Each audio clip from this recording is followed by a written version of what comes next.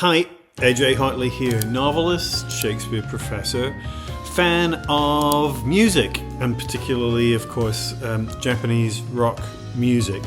And I'm not entirely sure what I'm doing today, except that I've been seeing a lot of stuff online which has started to annoy me. Actually, it hasn't just started to annoy me, it's been annoying me for ages.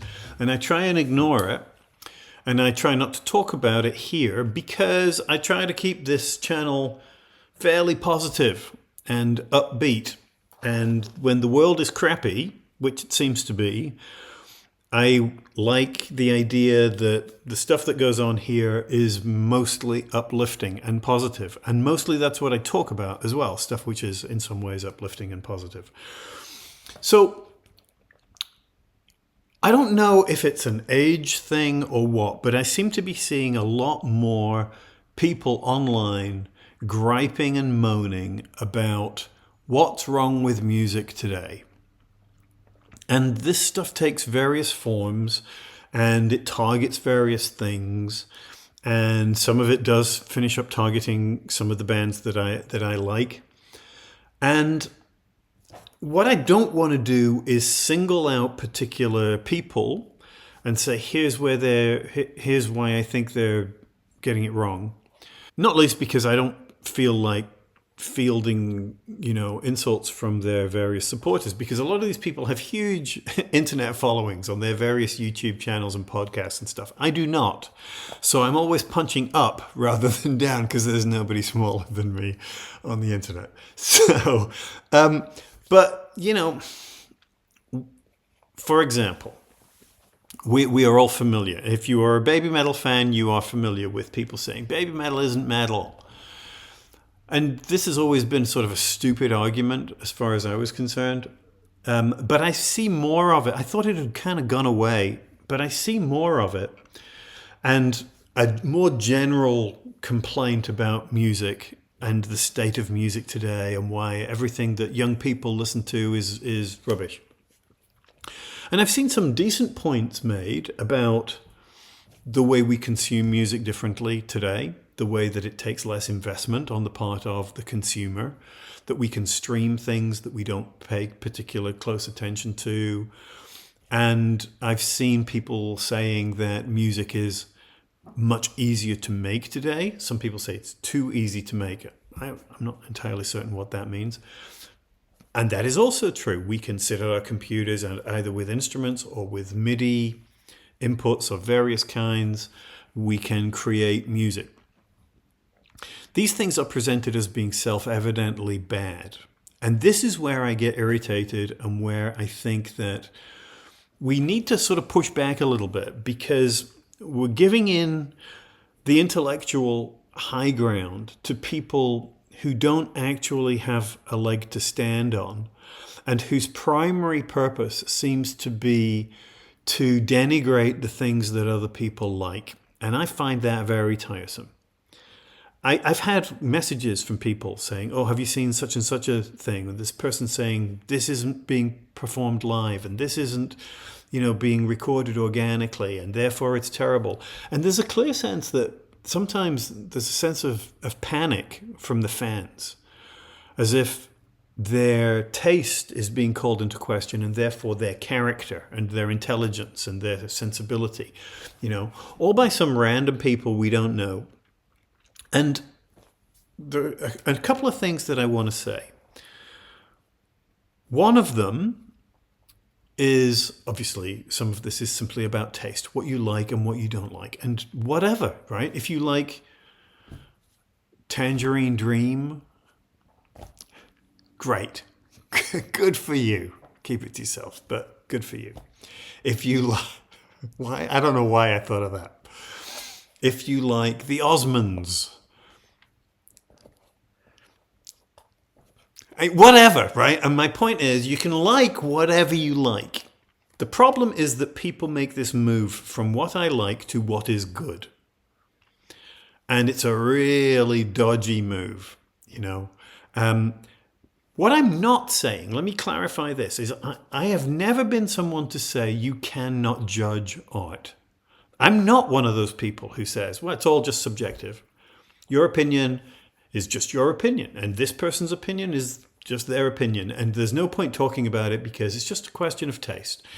I mean, in terms of what we like, yeah. But does that mean that we can't assess quality? No, I don't think so. I don't think that's true. I think we can put things side by side and look at them and examine them, as I do on this channel, and say, here's why I think this is good, right? You can make a case for it.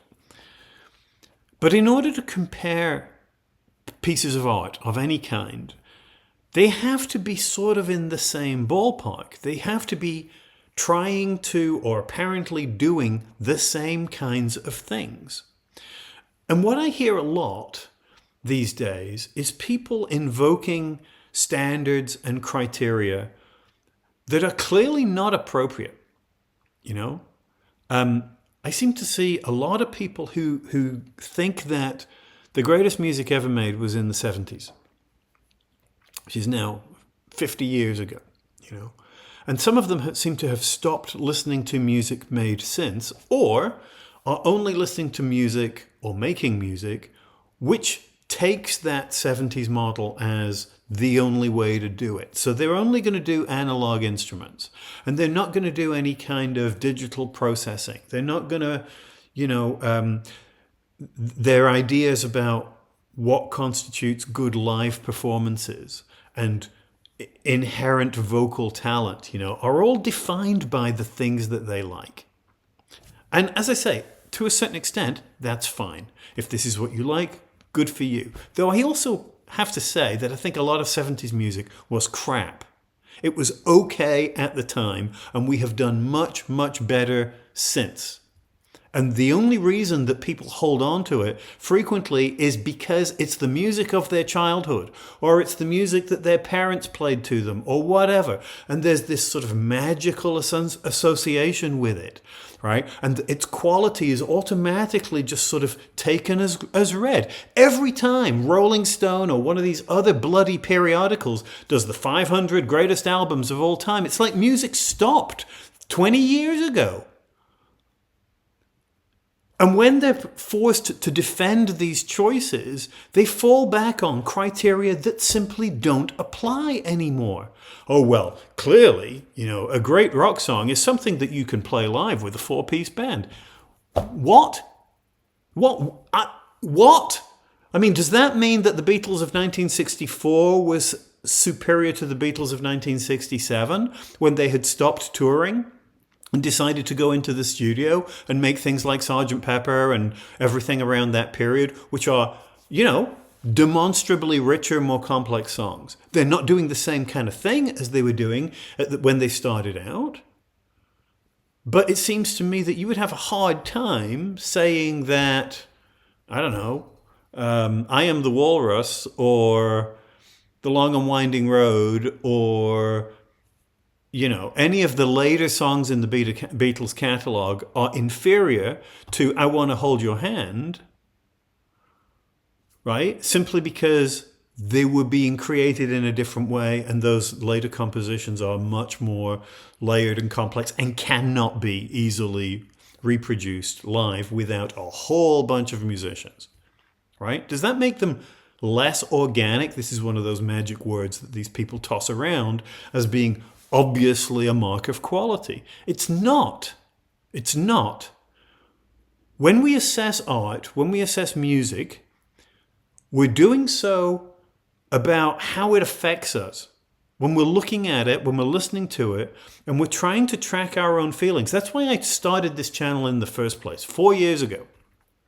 Because I was finding myself listening to all this Japanese music, and I couldn't quite understand why I liked it so much. So I started making videos to try and explain to myself and anybody else who cared what it was that was going on in these songs that I liked, right? Because this, I think, is kind of what we do. But it's about us receiving the thing, the important thing, the way that we evaluate art, the way that we assign it meaning and power is about reception rather than original intent. And rather than the way it was actually originally made. What we're presented with, what we get, is the effect of the thing. Does it matter to me who played the piano on this particular Beatles song? I mean, I might particularly like to understand the nuances of how that particular song came together and what these different instrumentalists brought to the process. That's perfectly valid. But does it make sense to say that if Billy Preston is playing on this, then somehow that makes it less of a valid or less of a good Beatles song? No, that's crazy. That's crazy. Does it matter that Baby Metal don't play their own instruments? No, because Baby Metal are defined as the women who perform and sing. They're not the instrumentalists. The instrumentalists are a sort of second tier within the band, and they change to a certain extent. They're more than session musicians, and they're excellent musicians on stage. Obviously, that's not in question.